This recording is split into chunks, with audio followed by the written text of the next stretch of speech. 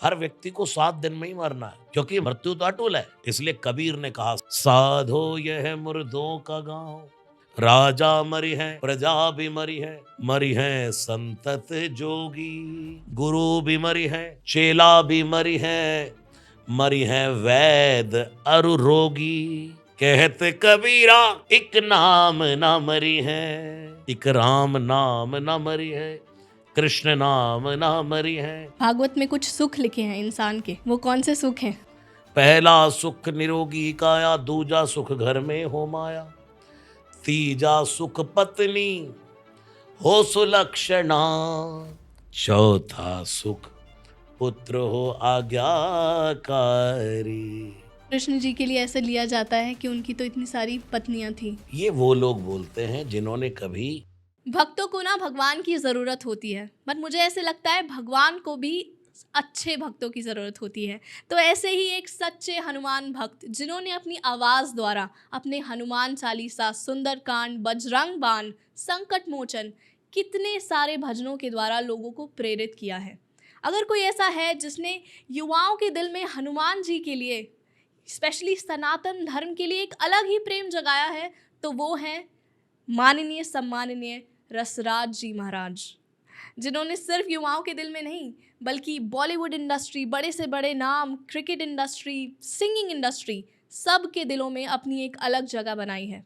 जो लोग रसराज जी महाराज को नहीं जानते, मैं बता दूं कि वो एक कथावाचक है, और ये हमारा सौभाग्य रहा कि उन्होंने हमारा निमंत्रण स्वीकार किया और हमने उनके साथ एक खूबसूरत पॉडकास्ट रिकॉर्ड किया है। और ये कॉन्वर्सेशन उनके बाकी पॉडकास्ट से काफ़ी अलग है, क्योंकि इस बार हमने बात की है श्रीमद् भागवत पुराण और भागवत गीता के बारे में। मैं आप सबका स्वागत करती हूँ to India's first magical podcast hocus pocus with Aanchal. और इस बार का जो मैजिक सेगमेंट है वो देखना ज़रूर भूलिएगा मत, क्योंकि वो काफ़ी स्पेशल है। And meanwhile, I request you all to please put your earplugs together for an extremely powerful episode.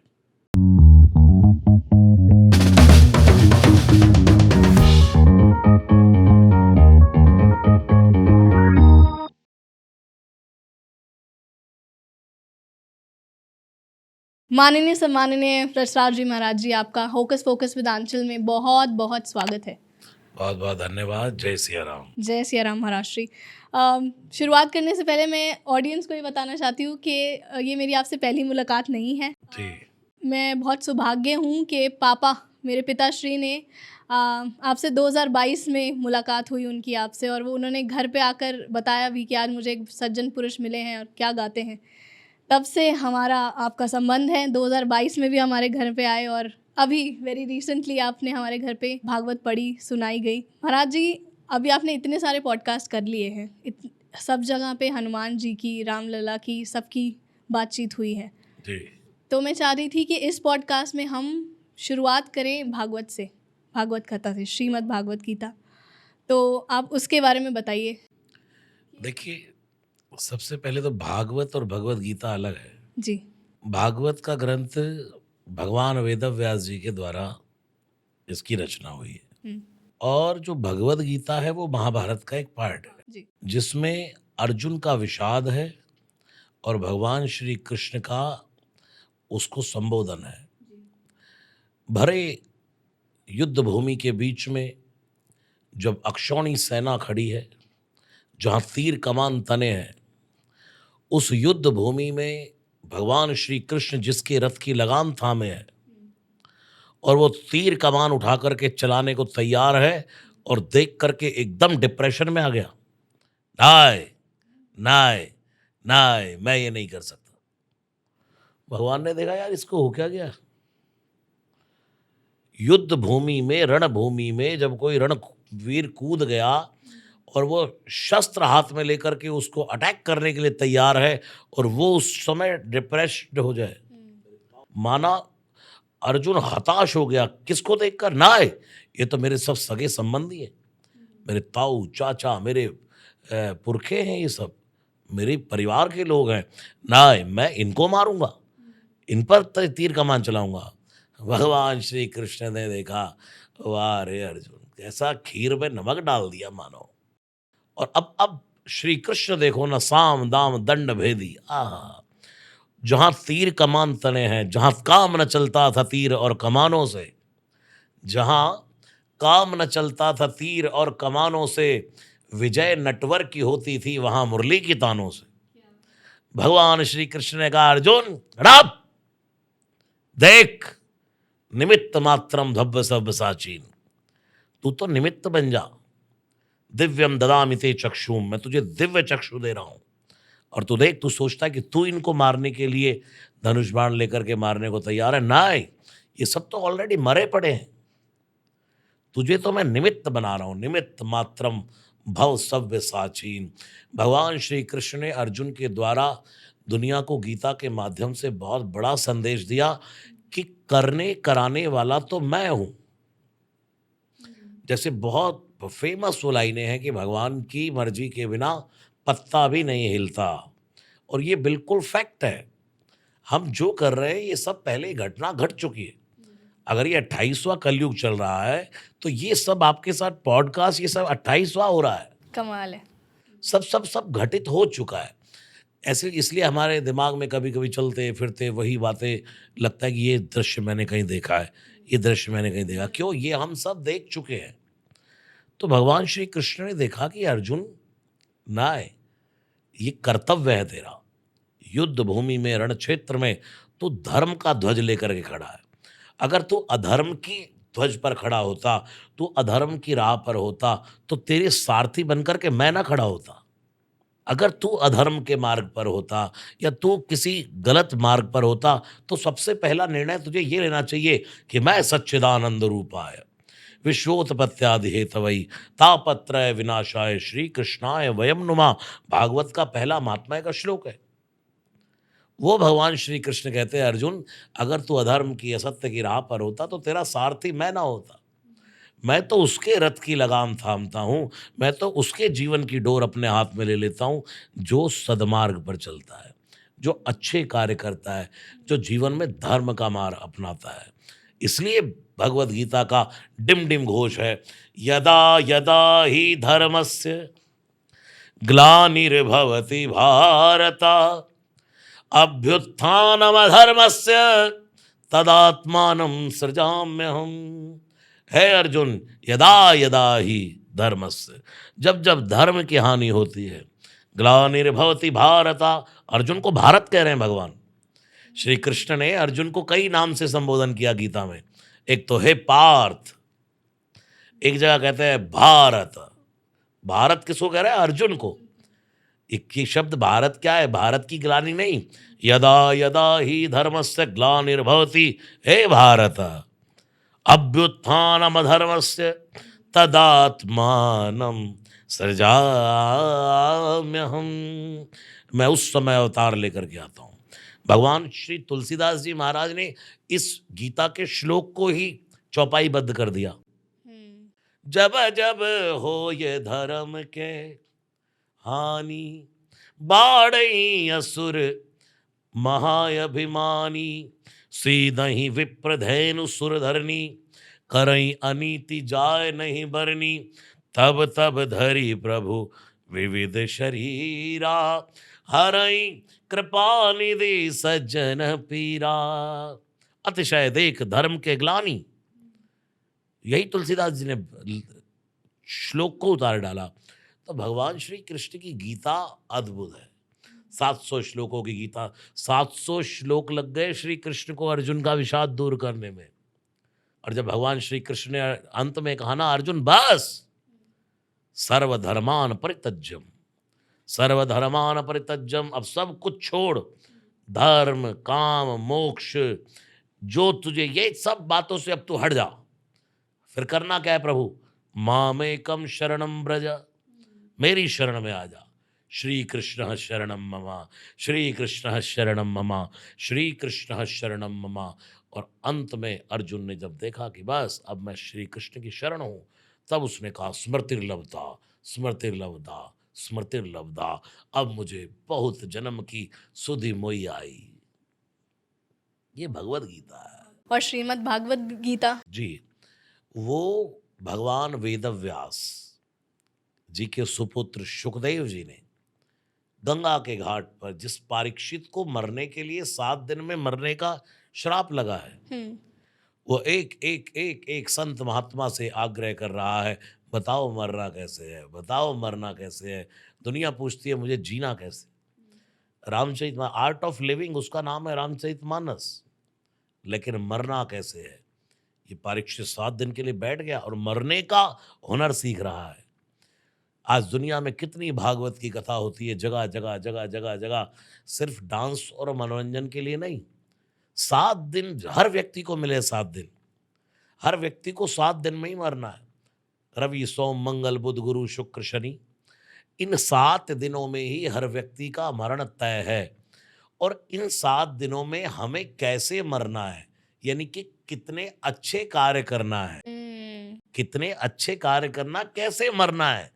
क्योंकि मरना तो ध्रुव, मृत्यु तो अटूल है, मृत्यु सत्य है। इसलिए कबीर ने कहा साधो यह मुर्दों का गांव। पूरी दुनिया मुर्दालय है।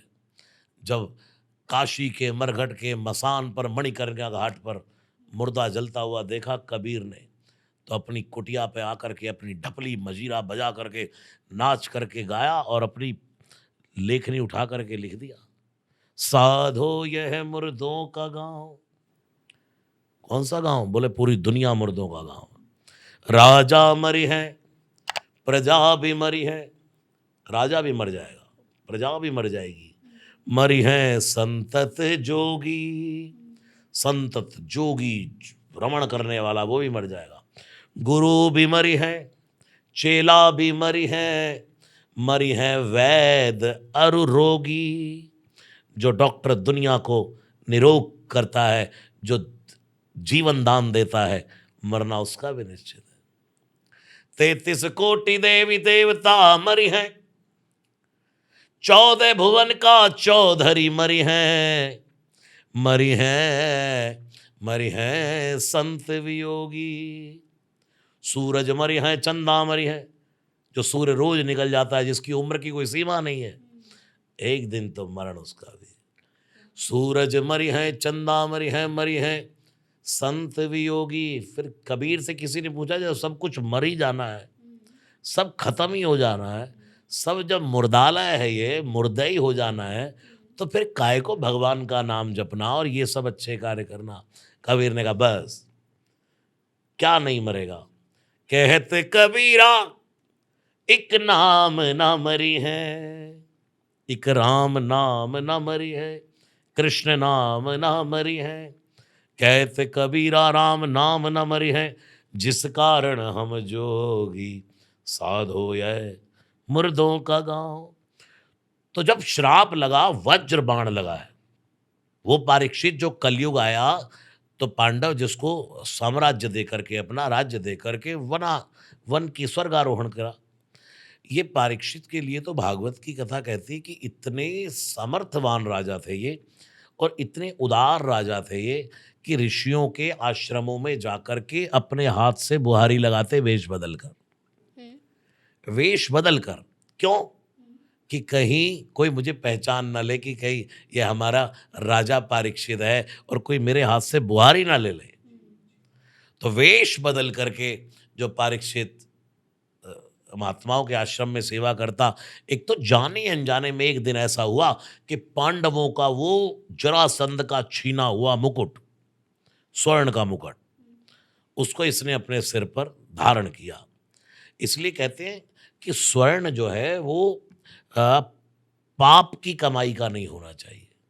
वैसे तो भगवान श्री कृष्ण ने गीता में कहा है धातु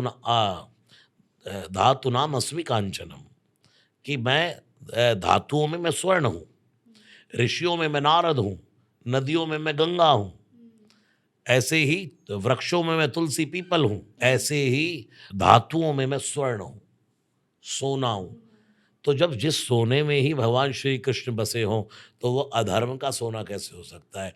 लेकिन जरासंध से छीना हुआ, जो हमने सोना पहना, चैन पहनी, माला पहनी, या सोने के आभूषण धारण किए, उनमें नहीं कि उसमें सब में ही कलयुग का वास है। कलयुग का वास जो अधर्म से चुराया गया सोना है, जो छीना गया स्वर्ण है, उसमें ही कलयुग का वास होता है। तो जैसे ही परीक्षित ने उस स्वर्ण मुकुट को धारण किया, धारण करते बुद्धि विकृत हो गई। वो परीक्षित जो संतों के आश्रम में सेवा करता था, उस परीक्षित ने जाकर के संतों के आश्रम में प्यास लगी, अपना घोड़ा बांधा बाहर पेड़ के साथ, और जैसे अंदर प्रवेश किया तो महात्मा ध्यानस्थ बैठे शमीक मुनि। जो संतों के आश्रम में बुहारी लगाता है, झाड़ू लगाता है, वो आज महात्मा को आदेश कर रहा है, हे महात्मन, बहुत प्यास लगी है, जरा जल पिलाओ। और महात्मा पिला भी देते। इतनी सरलता महात्मा में थी, शमीक मुनि में, कि वो पिला भी देते।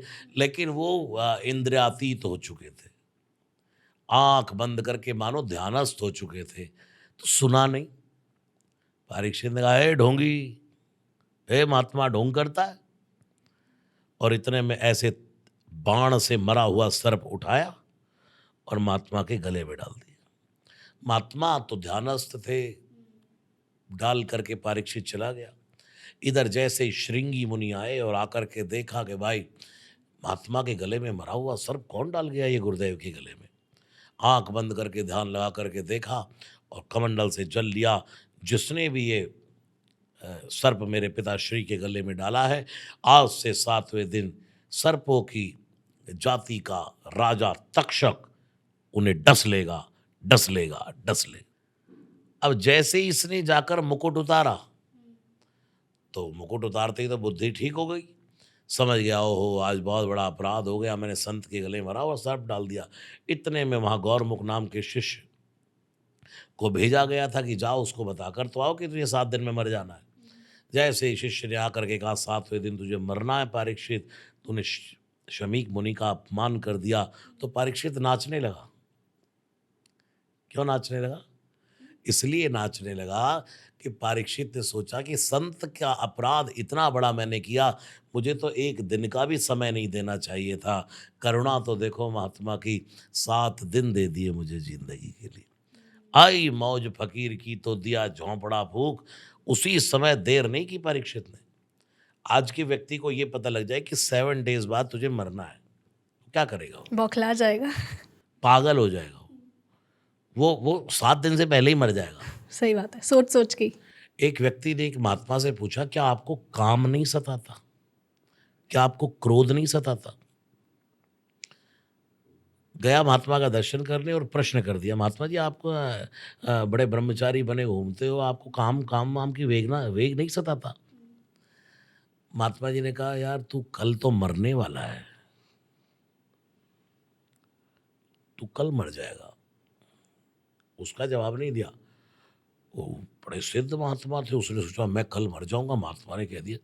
वो दौड़ पड़ा, भागा, घर पहुंच गया, जाकर के बिस्तर पर लेट गया। उसे तो पता था कि शाम होगी और मैं मर जाऊंगा।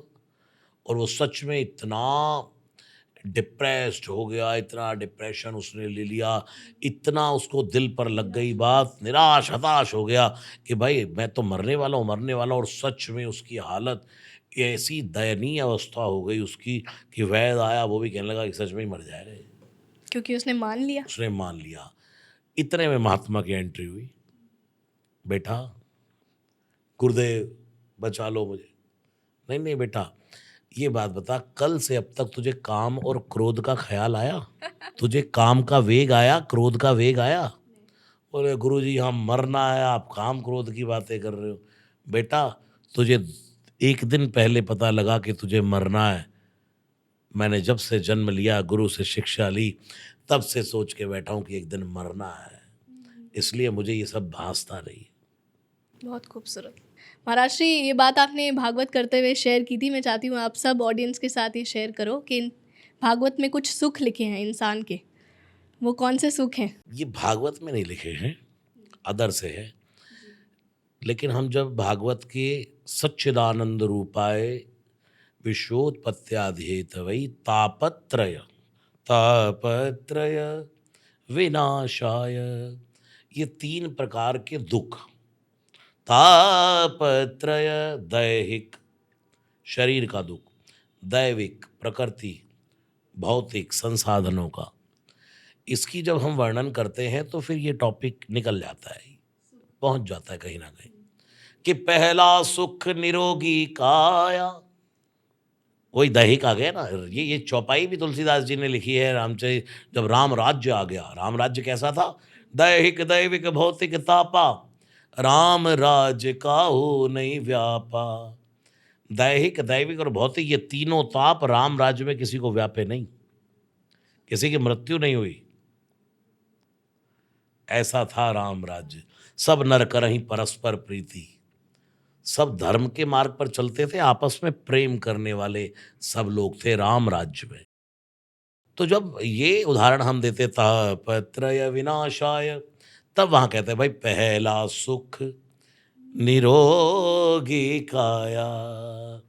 दुनिया का सबसे पहला सुख तो यही है। अब आप देखिए, मैं यहां बैठा हूं, स्वयं चल करके आकर के बैठ गया तो ये परम सुख है। अगर मुझे दो लोग उठाकर पकड़ करके ला करके बिठाएं तो ये जीवन का सबसे बड़ा अभिशाप है, दुख है। पहला सुख निरोगी काया। हमारे पास शरीर अगर स्वस्थ है, इस देह के भीतर रहते हैं भगवान बाबूजी, पल पल रखना इसका समय से ध्यान बाबूजी। इसको मात पिता ने दीना, बदले में कुछ भी ना लीना, इससे बनती है दुनिया में एक पहचान बाबूजी, पल पल राखो इसका नियम से ध्यान बाबूजी। इसमें गंदगी मत फैलाइए, इसमें कचरा मत डोलाइए, इससे मिल जाते हैं साक्षात भगवान बाबूजी। साधन धाम मोक्ष कर द्वारा, पाई न जई परलोक सवारा। गोस्वामी जी भी कहते हैं इसका राखो पल पल नियम से ध्यान बाबूजी। तो शरीर, शरीरम स्वरूपम, पहला सुख निरोगी काया। पहला सुख निरोगी काया। फिर दूजा सुख घर में हो माया। माया, माया का अर्थ माँ माने नहीं, या माने जो, जो नहीं है और दिखाई दे रही है। ये होकस फोकस, ये लाइट कैमरा, ये मैं, ये आप, हम सब नहीं हैं, लेकिन हम दिखाई दे रहे हैं कुछ टाइम पीरियड के लिए। अगर मैं 100 साल बाद आंचल को ढूंढूं, भगवान करे मिल जाए, लेकिन क्या मिलेगी? इस रूप में तो नहीं। हाँ, अगर आप मुझे 100 साल बाद ढूंढें तो क्या मैं मिल पाऊंगा? शरीर बदल जाएंगे। जाता नहीं है कोई भी दुनिया से दूर चल के, जाता नहीं है कोई भी दुनिया से दूर चल के, मिलते हैं सब यहीं पर बस कपड़े बदल बदल के। कमाल है, खूबसूरत। तो पहला सुख निरोगी काया, दूजा सुख घर में हो माया।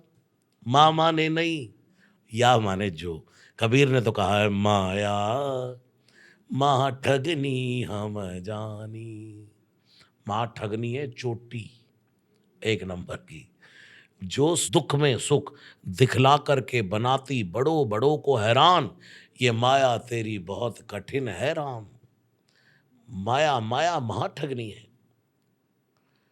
एक पद और है माया का, केशव के कमला बनी बैठी, ब्रह्मा के ब्रह्माणी, शिव के भवन भवानी। कहत कबीर सुनो बहु साधो, यह सब अकथ कहानी, माया महाठगनी हम जानी। महाठगनी माया है, लेकिन एक माया, दूजा सुख घर में हो माया। मेरे ठाकुर इतना दीजिए जामे कुटुंब समाए, मैं भी भूखा ना रहूं, मेरा साधु भूखा ना जाए। देखिए, धन सब कुछ नहीं है, लेकिन बहुत कुछ तो है। जी। धन सब कुछ नहीं है, लेकिन बहुत कुछ है। जिसके पास धन की ताकत होती है, उसके पास बड़ी बड़ी हस्तियां झुक जाती है। एक एक एक मूर्ख धनी के पास विद्वान झुक जाता है। सही कहा। पहला सुख निरोगी काया, दूजा सुख घर में हो माया, तीजा सुख पत्नी हो सुलक्षणा। अच्छे लक्षणों वाली एक पत्नी हो। व्यक्ति के जीवन में पत्नी का अर्थ है श्री, लक्ष्मी। स्त्री को श्री कहा गया है। श्री, वाक, मेधा, गीता के जो 6 सूत्र हैं, जो एक नारी को जन्म से प्राप्त हो जाते हैं, एक स्त्री के पास 6 ये तो सब भगवान जन्म से देते हैं उसको। आप देखो, भगवान नारायण है, लेकिन वो कब बनते हैं लक्ष्मी नारायण? जब उनके साथ श्री जुड़ गई, लक्ष्मी जुड़ गई। वृंदावन जाओ, बरसाने जाओ, तो वहां श्री राधिका जी को सब यही कहते हैं, श्री जी। हाँ, श्री जी। ऐसे ही जिस व्यक्ति का, जैसे जब जब एक एक एक पुरुष कुंवारा होता है, जब वो विवाहित नहीं होता, तो वो लक्ष्मीहीन होता है, श्रीहीन होता है। हो सकता है वो धनवान हो सकता है वो पैसे वाला हो, लेकिन वो श्रीहीन होता है। इसलिए आपने देखा होगा, कुछ लड़के वड़के इधर उधर बिगड़ जाते, तो भी माँ बाप कहते हैं भाई इसकी शादी करो, अपने आप वो आएगी, सुधार देगी। इसका अर्थ क्या है कि इसके साथ श्री जुड़ जाएगी, इसके साथ संपदा जुड़ जाएगी, इसके साथ एक एक मानो नारायणी जुड़ जाएगी। जब वो जुड़ जाती है तो पुरुष का भाग्य एक स्त्री के भाग्य से जुड़ने से बन जाता है। तो तीसरा सुख है पत्नी हो सुलक्षणा। एक अच्छे लक्षण वाली पत्नी अगर घर में आ जाए तो घर मंदिर बन जाता है, और अगर पत्नी डिस्टर्ब कर दे तो वो मंदिर घर ही लंका बन जाता है। एक साउथ में, दक्षिण में साधु हुए, उनकी पत्नी बिल्कुल विपरीत। जब भजन करें बस हर समय कुछ ना कुछ बोलते रहना। किसी ने कहा इसके साथ रह के कैसे भजन कर लेते हो? उन्होंने कहा बड़ा अच्छा है, ये इतनी विपरीत है कि मेरा इसमें मन ही नहीं लगता। ये इतनी विपरीत रहती है कि मैं चाहूं भी इससे 2 बात करना, मन लगाना इसके साथ, तो लगता ही नहीं है। भगवान की बड़ी कृपा है कि ये है ही नहीं ऐसी। और एक महात्मा की पत्नी बड़ी अनुकूल थी।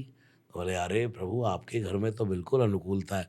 बोले इतनी अनुकूल है मेरे कि मेरे भजन में कोई बाधा नहीं आती। इसको कहते हर हाल में खुश रहना, संतों से सीख जाए। महफिल में जुदा रहना, संतों से सीख जाए। हजारों की भीड़ में भी बैठा व्यक्ति अकेला होता है। साधु स्वभाव का जो व्यक्ति होगा, जो बड़ा कुछ कुछ अलग ऑर्डिनरी जो व्यक्ति होता है, वो हजारों की भीड़ में भी, मेले में भी अकेला होता है। और वो एकांत में बैठे, एकांते सुखमास्यताम, तो एकांत में उसके लिए मेला होता है विचारों का, भगवान की कृपा का। तो तीजा सुख पत्नी हो सुलक्षणा, चौथा सुख पुत्र हो आज्ञाकारी। महाराज जी, पुत्री भी। पुत्री तो है ही। पुत्री तो ज्यादातर आज्ञाकारी होती ही है। ये पुत्र ही बेचारे पुत्र बन जाए, सुपुत्र बन जाए, तो ये 4 सुख जिसके पास है। आत्मा वही जायते पुत्रा, पिता की आत्मा ही पुत्र होती है। तो कभी कभी विचारों का मतभेद हो जाता है, जैसे आपके पिताजी और फिर आपके भाई। मैं दोनों को देखूं, कंपेयर करूं, तो मैं ये कंपेयर ही नहीं कर सकता कि दोनों में किसको ज़्यादा कह दूं, किसको कम कह दूं। आपके पापा को देखता हूं तो नो वर्ड्स, और भाई को देखता हूं तो नो वर्ड्स। बिल्कुल अद्भुत। ये 4 सुख जिसके जीवन में है, समझो वो दुनिया का 90% सुखी है व्यक्ति। 90। बिल्कुल। बाकी 10% तो एक्सटर्नल फैक्टर्स है। बिल्कुल। स्वभाव व्यक्ति के दुख और सुख का कारण है। हमारा स्वभाव ही हमारे सुख और दुख का कारण है। मैं बैठे बैठे दुखी हो सकता हूं अभी, और मैं बैठे बैठे सुखी हो सकता हूं। नहीं तो किसी की कोई सामर्थ्य नहीं कि कोई हमें दुखी कर दे, बिल्कुल सही। और किसी की ये सामर्थ्य नहीं कि कोई हमें सुखी कर दे। सुख तो मैं, आत्मा सुख स्वरूप है, चिदानंद रूप शिवोहम शिवोहम। वो चौपाई है, चेतन अमल सहज सुख राशि। आत्मा तो सहज सुख की राशि है, इसको सदा विश्राम चाहिए। इसको सदा शांति चाहिए। आप ऑलवेज शोर में नहीं रह सकते, बिल्कुल। इसलिए आपको थोड़ी देर मौन होना पड़ता है, चुप होना पड़ता है। इसलिए भगवान ने रात की नींद का विधान बनाया है कि तू बोल बोल बक बक बक बक करता है, थोड़ा सो जा यार, चुप हो जा। रेगुलर कोई बोल सकता है? रेगुलर चुप होना ही है, उसके बीच में साइलेंस है ही। ऐसे ही शोर के साथ आत्मा का स्वभाव है शांत। भगवान राम कौन है? शांतम परम शांति सुख निधान एक राम नाम। श्री कृष्ण कौन है? परम शांत स्वरूप। भगवान महादेव को देखो, हा हा हा, परम शांति। परम शांति का नाम परमात्मा है, और जीव उससे बिछड़ी हुई आत्मा है परमात्मा की। बस वो भी यही चाहता है कि मैं कब जो मेरी शांति छिन गई है, जो मैं उससे दूर हो गया हूं, कब उसमें फिर विलीन हो जाऊं। ये यात्रा है संसार की। आपके घर की परंपरा, मैं कितने सालों से, वर्षों से मेरा आपके यहाँ आना जाना है, और एक महान जादूगर हैं आपके पिताजी, जादूगर राजकुमार जी, और आपके भाई जादूगर तुषार जी, और अब जादूगर आंचल। तो मेरा बहुत मन है कि इस पॉडकास्ट पे एक दो जादू भी देख ही ली जाए। बिल्कुल महाराज श्री, आप यहाँ आए और जादू ना हो, ऐसा हो ही नहीं सकता है। तो बिल्कुल। जादू की तरफ प्रस्थान करते हैं। आइए आइए चलते हैं। तो देवी और सज्जनों, स्वागत है आपका magic time by hocus focus में। महाराज जी, आपका बहुत बहुत स्वागत है। जय सिया राम। जय सिया राम। शुरू करने से पहले मैं और मेरी बहन और मेरे पिताजी, जिनसे हमने ये कला सीखी है मैजिक और माइंड रीडिंग की, आज हम आपको उसका एक अलग स्वाद देने वाले हैं।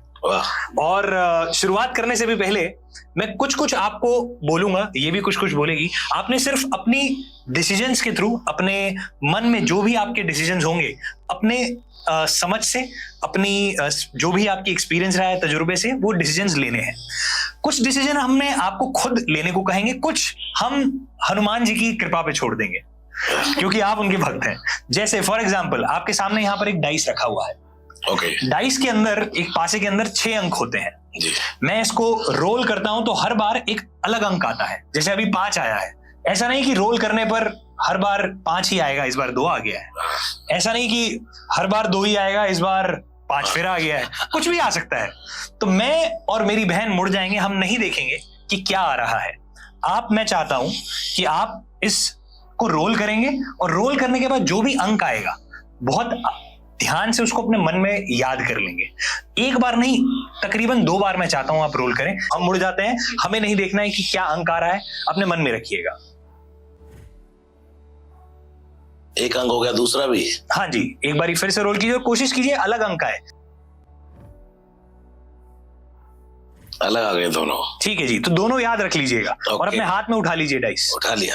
बराबर है, क्या बात है। इस पर हमारा कोई कंट्रोल नहीं है, कोई वश नहीं है। ये आपके, इनफैक्ट आपका भी कोई कंट्रोल नहीं था, कोई वश नहीं था। जो भी हनुमान जी की कृपा से आया वो आपने याद रख लिया। मैं डाइस वापस आपसे ले लेता हूँ। ठीक है महाराज श्री, अब मैं चाहती हूँ कि आप अपने दिमाग में एक भगवान के बारे में सोचिए, कोई भी एक भगवान जी। अब आपके जहन में एक नाम होगा, मैं चाहती हूँ आप उस नाम के बारे में सोचें। वो भी जो भी स्वरूप है उनको अपने दिमाग में सोचें। आप सोच रहे हैं? जी। और अब महाराज जी इजाजत दे तो मैं आगे आना चाहूंगा। तो अभी आपके जहन में 2 नंबर हैं जो हमें नहीं मालूम। आपके जहन में एक कोई भगवान श्री का अवतार या कोई भगवान श्री नाम है, कोई नाम है जो हमें नहीं मालूम। ये सिर्फ और सिर्फ आपको मालूम है। और एक चीज मैं आपसे और पूछना चाहता हूं, यहां पर अब आपके मन में तो काफी सारी चीजें हैं, अब आपके मन से एक चीज बाहर निकलवाना चाहते हैं। कोई एक ऐसा नाम या कोई एक सेलिब्रिटी जिनको हम नहीं जानते, जो ऑनलाइन, जिनके साथ आपकी कोई चर्चा नहीं है, कोई एक ऐसा नाम आपके जहन में आता हो जो आज हम सबको आप वो नाम देना चाहो, जिनके आप हर दिल अजीज हो, आपको भी पता है, उनको भी पता है, पर आज तक ऑनलाइन पे कहीं कोई चर्चा नहीं है। कोई एक ऐसा नाम है आपके जहन में जो आप हम सबको बताना चाहो आज कि हाँ, एक शख्स और है जो कहीं ऑनलाइन, यूट्यूब, सेलिब्रिटी पे, कहीं पे भी नहीं है, फेसबुक पर, इंस्टाग्राम पे, उनके साथ आपकी कोई तस्वीर नहीं है, कोई वीडियो नहीं है, पर फिर भी वो आपके हर दिल अजीज बन गए और आप उनके नाम के बारे में आज हमें यहाँ बताना चाहो। वो नाम क्या होगा? आप बताएं। बोलना है? हाँ, बोलना है, बिल्कुल। My father. Your father? Yes. और उनका नाम क्या है? श्री विजयपुरी। श्री विजयपुरी। ये दूर दूर तक मुझे नहीं मालूम हो सकता कि आप श्री विजयपुरी जी का नाम लेंगे जो कि आपके पिताजी हैं, नहीं मालूम हो सकता। इससे पहले मैं आगे बढ़ूं, आंचल के पास कुछ है आपके लिए। मैं चाहती हूँ कि आज मैं आपके साथ इस प्लेटफॉर्म पे एक गेम खेलूं, वो गेम जो हम बचपन से खेलते आ रहे हैं स्कूल या कॉलेजेस में या घर पे परिवार के साथ, और वो गेम है जीरो काटा। ओके, ठीक है। तो जब भी महाराष्ट्री हम इस गेम के बारे में बात करते हैं, तब भी हम हमेशा कोई ना कोई इस गेम में कोई ना कोई हारता है और कोई ना कोई जीतता है। आप अग्री करते हो इस बात को? जी। कि क्या ऐसा हो कि हम एक ऐसी गेम खेलें जिसमें दोनों की जीत हो? आप रेडी हो? ओके, बिल्कुल। ठीक है महाराष्ट्री, मैं ये जीरो अपना चल देती हूँ, मेरे जीरो आपके काटा। तो आप बताइए कि आप अपना काटा कहाँ लगाना चाहोगे? यहाँ लगाना, पक्का यही वाला लगाना है? आप श्योर हो इस बारे में? ठीक है, इस पे लगा देते। महाराष्ट्री, मैंने अपना जीरो चला, आपने अपना काटा चला। अब आप चाहो तो अपना कांटे की पोजीशन बदल भी सकते हो, क्योंकि जो अब आप चलोगे वैसे ही पैटर्न चलेगा, वैसे ही गेम चलेगी। ओके। ठीक है, तो आप बदलना चाहते हो, आपके पास समय है 5 सेकंड का। अगर आप बदलना चाहते हो तो आप कहाँ इसको यहाँ से वहाँ कर दीजिए। वहां कर दूं? हाँ जी। ठीक है, हमने इसको यहाँ से यहाँ कर दिया। ठीक महाराष्ट्री? ओके, एकदम ठीक। Correct correct. मैं अपना जीरो यहाँ चल देती हूँ। अब आप बताओ, आप अपना क्रॉस कहाँ चलोगे? यहीं चलना पड़ेगा। आप मुझे जीतने नहीं दोगे। ठीक है, तो मैं अपना क्रॉस, आपका क्रॉस यहाँ चल देती हूँ। अब जाहिर सी बात है कि अब आपका पैटर्न यहाँ बन रहा है, तो मैं अपना जीरो यहाँ लगा देती हूँ। अब आप बताओ कहाँ बन रहा है पैटर्न? ये रहा। ठीक है, महाराष्ट्र के यहाँ लगा दो। नहीं, इधर इधर इधर यहाँ लगा दूं? नहीं, इधर इधर, यहाँ। महाराष्ट्र आपको नहीं जीतने देंगे, डालो। ठीक है, ठीक है। क्या बात है, क्या बात है। ठीक है, अब ऑब्वियसली मेरा जीरो बचा है, तो मैं भी आपको नहीं जीतने दूंगी। ये हमने यहाँ लगा दिया। अब महाराष्ट्री आप बताओ। ये रहा। आप नहीं जीतने दे रहे हो। ठीक है जी। अब ऑब्वियसली मेरे पास कोई ऑप्शन नहीं बचता है, तो मैं अपना जीरो यहाँ लगा देती हूँ। महाराष्ट्री, मैंने जैसे आपको शुरुआत में बोला कि इस गेम में कोई ना कोई हारता है, कोई ना कोई जीतता है, बट ना इसमें आप जीते ना मैं जीती। मगर मैंने आपको शुरुआत में बोला था कि एक गेम है जिसमें हम दोनों जीत सकते हैं।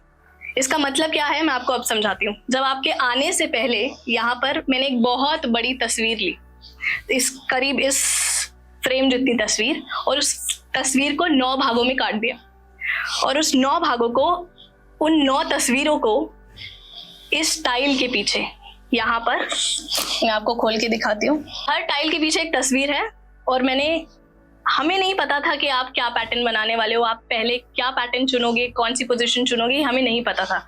आपको याद है शुरुआत में आपको चांस भी दिया था कि आप चाहे तो आप पोजीशन चेंज भी कर सकते हो, और आपने करी भी, है ना? तो अब हम, मुझे लगता है कि महाराष्ट्री शुरुआत में ही भाई ने आपको एक चीज बोली थी कि कुछ डिसीजंस आप खुद लोगे, कुछ डिसीजंस हनुमान जी आपके लिए लेंगे। तो मुझे लगता है कि जो इस गेम का नतीजा निकला है, जो रिजल्ट निकला है, वो हनुमान जी का आपके ऊपर साक्षात आशीर्वाद है और वो भेंट है। तो अलाउ कीजिए मुझे कि इस गेम से हमने क्या निकाला है।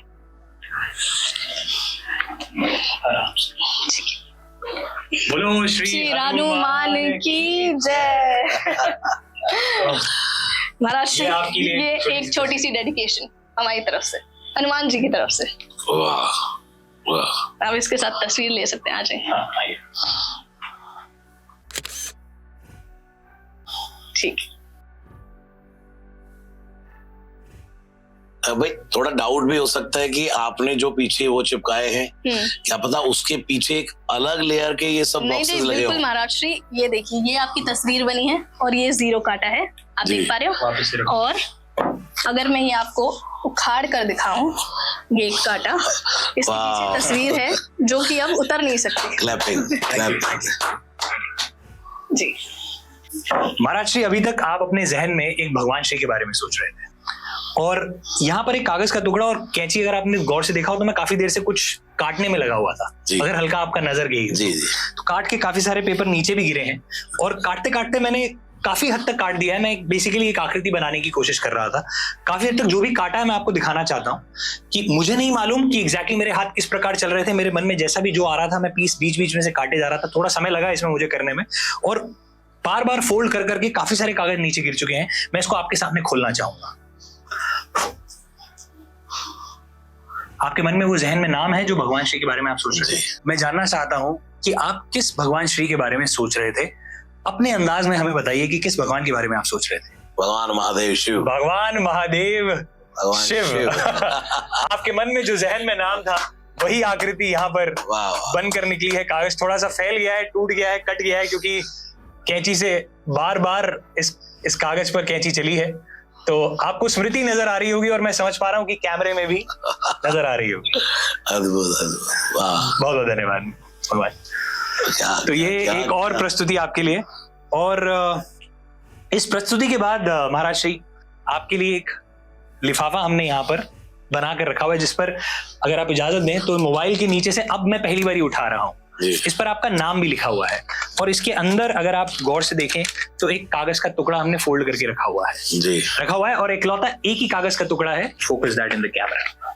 महाराज श्री, मैं चाहता हूं अपना हाथ आगे करें। आप हाथ आगे करें और इसको अपने हाथ में खोल लें इसको अपने हाथ में, और एक एक करके, अभी पूरा मत खोलिएगा, इसको एक एक करके आपने पढ़ना है, और मैं आपकी मदद करूंगा पढ़ने के लिए। मदद क्या करूंगा, आप आराम से, लिखा हुआ है आज, और आप प्रूफ के तौर पे बता सकते हैं कि मैं गलत तो नहीं पढ़ रहा हूं जी। आज तारीख 2 मई 2024 को रसराज जी महाराज जी जब डाइस को टेबल पर रोल करेंगे, नंबर ध्यान है आपको? ओके, हाँ। तो पहला नंबर 5 आएगा। वाह वाह। पहला नंबर 5 आएगा, ये मैं कैमरे में भी दिखाऊंगा पर फिलहाल के लिए। और दूसरा नंबर 6 आएगा। 6 आएगा, उसके बाद आंचल। ठीक है। और फिर आगे लिखा है महाराज श्री, वो खुद देवों के देव महादेव के बारे में सोचेंगे जब किसी भगवान श्री के नाम में मैं उन्हें सोचने के लिए कहूंगी। आप ये एक्नॉलेज कर सकते हैं, वही लिखा है? वही लिखा है, बिल्कुल एग्जैक्टली वही लिखा है। अपने हाथ में पर्चा ले लीजिए। ठीक है। आज तारीख 2 मई 2024 को रसराज जी महाराज जब डाइस को टेबल पर रोल करेंगे तो पहला नंबर 5 होगा। वाह वाह वाह। और दूसरा नंबर 6 आएगा, और वो खुद देवों के देव महादेव के बारे में सोचेंगे, और जब मैं वो किसी इंसान के बारे में सोचेंगे तो उसका नाम श्री विजयपुरी जी होगा, जो उनके पिताजी थे। भगवान। और ये कागज मैं कैमरे के लिए दिखाना चाहता हूँ, ताकि इसका तस्वीर और इसकी एक फोटो भी ले ली जाए। वाह वाह। इसकी फोटो भी ले ली जाए, और ये फोटो ऐसे नहीं, महाराज श्री के हाथों में ही ले ली जाए। ये हमारी डेडिकेशन है आपके। वाह वाह वाह, खूब। हनुमान जी आपके जीवन में ऐसे ही करते रहे, और सच में ये तो माइंड ब्लोइंग है बिल्कुल, और जिसको मतलब कोई इमेजिन नहीं कर सकता कि ऐसा हो सकता है क्या। और चलिए काउंटिंग नंबर की कब की, वो इमेजिन कब किया भगवान शिव का, उसके बाद ये फिर घूमकर वही पर्चा उठाना, वो सब निकलना। वाह वाह वाह। महाराज जी आइए कॉन्वर्सेशन की तरफ बढ़ते हैं। जय सिया राम। जय सिया राम। जब बात होती है राम जी के बारे में, हनुमान जी के बारे में, और लक्ष्मण जी की जब बात उठती है तो एक नेगेटिव कॉनोटेशन आ जाती है कि वो गुस्से वाले थे, या वो शूर्पणखा का उन्होंने नाक काट दी थी, तो हमेशा गुस्से में रहते थे। मैं चाहती हूँ कि आप हमें लक्ष्मण जी के चरित्र के बारे में, कि जब हम लक्ष्मण जी का स्मरण करें तो हमारे दिमाग में, हमारे जहन में क्या आना चाहिए, उनकी छवि, उनकी कैरेक्टरिस्टिक्स एक्सप्लेन करें। मैं यहीं से शुरू कर रहा हूँ कि सबसे पहले लक्ष्मण जी कितने गुस्से वाले थे और कितने उदार हृदय हैं। सुनिए, जब भगवान सरयू नदी पार करके पहुंचे, कुश सांतरी बिछा करके भगवान सीता राम जी सोए हैं। लक्ष्मण जी का तो प्रण था। सुमित्रा ने कहा, बेटा ऐसा ना हो सेवा में चूक हो जाए, कहीं आंख लग जाए, राम सोए तब सोना, वो भोजन कर ले कुछ पाले तब पाना। तो अपनी माँ से कहा कि जाओ, सोऊंगा ही नहीं माता। तो श्री राम और सीता सोए और लक्ष्मण जी वीर आसन में बैठ करके पहरा दे रहे एकदम। तो उस समय कैकेयी की बुराई की निषाद राज ने। तब लक्ष्मण जी जो वीर आसन में बैठे थे, कितना कैकेयी को उन्होंने उस समय भला बुरा कहा होगा जब उन्होंने वनवास दिया। लेकिन आज बाहर का बंदा अपने घर की बुराई जब कर रहा है, तब लक्ष्मण जी कितने सहज हैं। इस प्रसंग को आप पढ़ के देखिए रामचरितमानस का। इसको लक्ष्मण गीता कहा गया है कि लक्ष्मण के मुख से निकली गीता। अरे वाह। हाँ, तो लक्ष्मण जी कहते हैं, वहां ये चौपाई है, को ना काऊ सुख दुख कर दाता। लक्ष्मण जी कहते हैं, हाँ यार कैकेयी ने ये सब कर दिया, मेरे भैया राम कहाँ पड़े हैं, भाभी कहाँ पड़ी है। नहीं, लक्ष्मण ने कहा, निषाद राज नहीं भाई, कोई दोष नहीं कैकेयी का, कोई दोष नहीं मंथरा का। को ना काऊ सुख दुख कर दाता, निज कृत कर्म भोग सब भ्राता। भाई सब कर्मों की माया है, जो विधि ने रचा है, जहाँ जहाँ जाना लिखा है वहाँ वहाँ भगवान जाएंगे, प्रभु जाएंगे ना। भैया किसी की बुराई ना करना। लक्ष्मण जी कितने उदार हृदय हैं। और क्रोध की बात तो ये है कि लक्ष्मण का भातृ प्रेम है, भ्रात प्रेम है, अपने भैया का प्रेम है। बड़े भाई को कोई छोटे भाई के सामने कुछ कह दे, रब लखन सकोप वचन जब बोले, डगमगान मई दिग्गज डोले। जब राजा जनक ने कहा कि इस सभा के अंदर कोई भी वीर नहीं है, जाओ वीर विहीन मही मैं जानी, पूरी धरती वीरों से विहीन है, बांझ है, और वहां राम लक्ष्मण बैठे हो। लक्ष्मण जी तो फड़फड़ा करके उठे, ऐ जनक, जड़ जनक। राम जी ने मनी मन सोचा, ससुर जी होने वाले हैं। अरे भाई जरा आराम से। तब लक्ष्मण लखन सकोप वचन जब बोले, तो डगमगान मही दिग्गज डोले। श्री रामचंद्र जी के होते ऐसी अनुचित वाणी कह डाली है, ये शब्द वज्र से लगते हैं, पृथ्वी वीरों से खाली है। जहां प्रभु बैठे हो वहां वीर वहीन मही मैं जानी। राय कहो तो कमल चाप जमीनाल चढ़ाऊं, कंदुक गेंद के समान इस धनुष को लेकर के दौड़ जाऊं। इसको उठाने की बात करते हो तो इसको अभी उठा करके पार, समुद्र पार लांग जाऊं इसको, अगर कहो तो लक्ष्मण का क्रोध बड़ा जायज है, वो क्रोधी नहीं है। साथ में उदारता भी है उतनी। बड़ी उदारता होती है। स्वभाव किसी किसी व्यक्ति के लखन सको वचन जब बोले तो उनके एक, देखो लक्ष्मण जी को एक जगह कहा है गोलक, बहुत डीपली बात हो रही है आपके पॉडकास्ट में, हुई नहीं कहा। लक्ष्मण जी को तुलसीदास जी ने कहा गोलक। जैसे आँख है, इसमें वाइट वाइट है, अगर क्रोध आता है तो क्या क्या होता है, रेड हो जाती है। हाँ, और लक्ष्मण जी कौन है, गौर वर्ण। जब जब राम जी को कोई कुछ कहता है तो लक्ष्मण लाल हो जाते हैं। यानी कि राम इस आँख का ये ब्लैक है, तो लक्ष्मण वाइट है। वो है लक्ष्मण जी महाराज। वो लक्ष्मण जो अपनी पत्नी को 14 साल के लिए छोड़ करके राम के लिए चले गए। गुरु पित मात न जानो काऊ। सीता जी, जब से मेरा जन्म हुआ तब से मैं तीनों माताओं की गोद में खेला, लेकिन जिस दिन विवाह होकर के आया तो मेरी माँ ने कहा था, बेटा तात तुम्हारे मात बै दे ही, तेरी माँ मैं नहीं हूँ, आज से तेरी माँ सीता है। तो मेरी माँ बन जाए, मेरा पिता बन जाए और पुत्र घर में पड़ा रहे ना आए, मैं अपने माता पिता के साथ जाऊंगा। माता रामो मत पिता रामचंद्र, स्वामी रामो मत सखा रामचंद्र, सर्वस्व में रामचंद्रो दयालुर नान्यम जाने नहीं जाने न जाने। लक्ष्मण जी चले गए। ये लक्ष्मण का रोल है। जैसे हमने लक्ष्मण जी की बात करी, मैं वैसे ही चाहती हूँ कि इस पॉडकास्ट के थ्रू आप सारी मिसकंसेप्शंस हटाओ। जैसे अब हम कृष्ण जी की अगर बात करें तो कृष्ण जी के लिए ऐसा लिया जाता है कि उनकी तो इतनी सारी पत्नियाँ थीं, इतनी सारी दास गोपियाँ थीं। ये वो लोग बोलते हैं जिन्होंने कभी भागवत को ना सुना ना पढ़ा, या जिनके घरों में ऐसे संस्कार है ही नहीं। लोग कहते हैं हम करें तो कृष्ण करे तो रासलीला, हम करें तो कैरेक्टर ढीला, ये शब्द होते हैं लोगों के। तो भाई मैं कहता हूँ कि भगवान श्री कृष्ण तो समर्थवान है। 16,108 रानियां होते हुए भी जो सदा बाल ब्रह्मचारी हैं।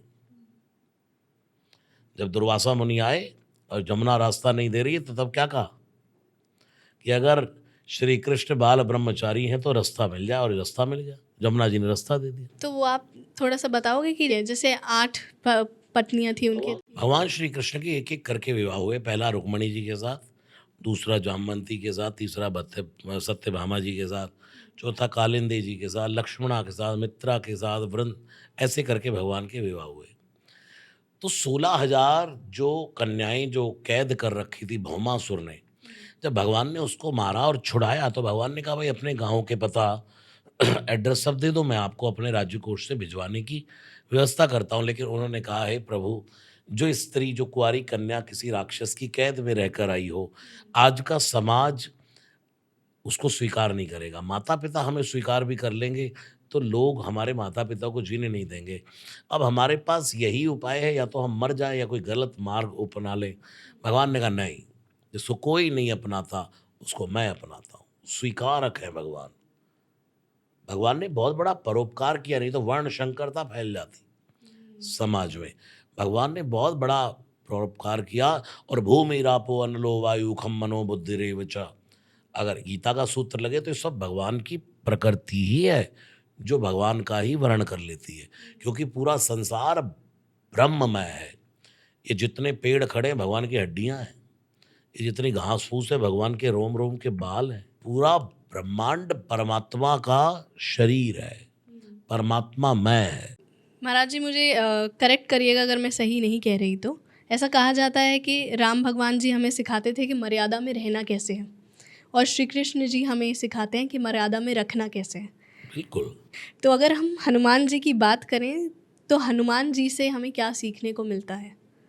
हनुमान जी से क्या सीखने को नहीं मिलता है, क्या सीखने को मिलता है, ये तो बहुत छोटी सी बात हो गई। क्या नहीं सीखने को मिलता है? जैसे 40 में चौपाई बाय चौपाई अगर आप उसका मतलब समझा सको तो। देखिए, श्री गुरु चरण सरोज रज निज मन मुकुर सुधारे, बरनउँ रघुबर विमल जसु जो दायक फलचारि।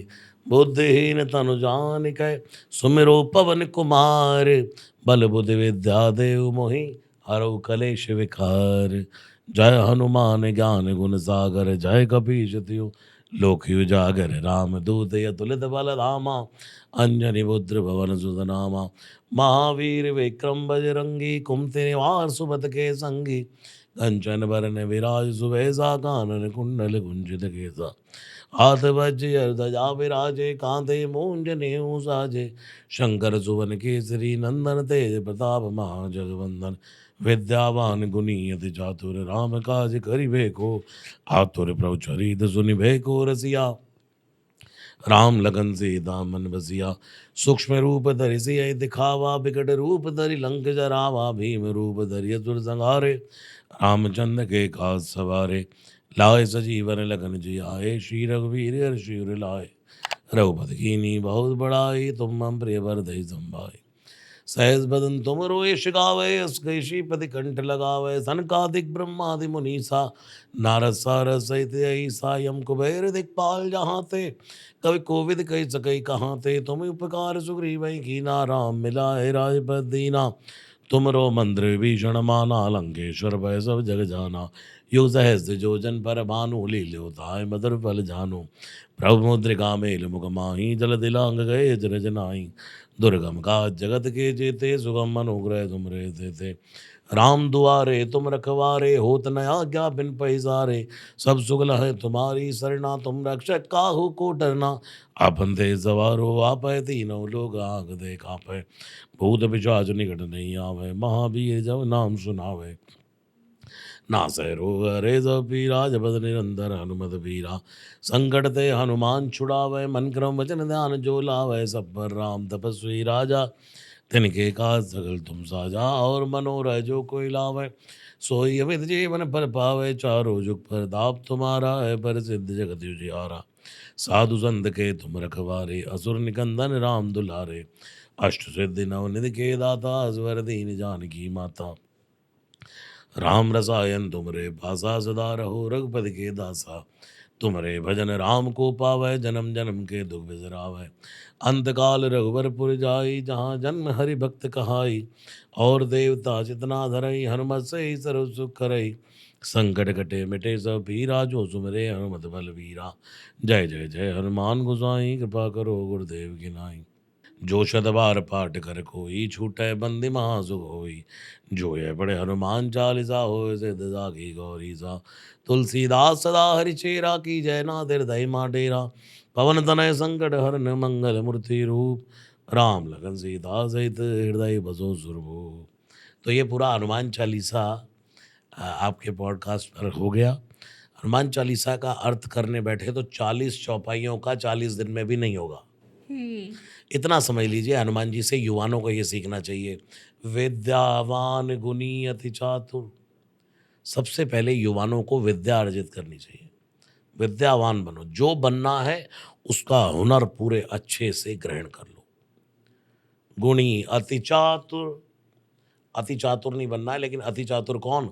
राम ही भजई सो चतुर नर। जो अपने काम करता रहे दुनिया के सब, और जब समय मिले राम भजता रहे। इसलिए हनुमान जी को कहा है अति चातुर।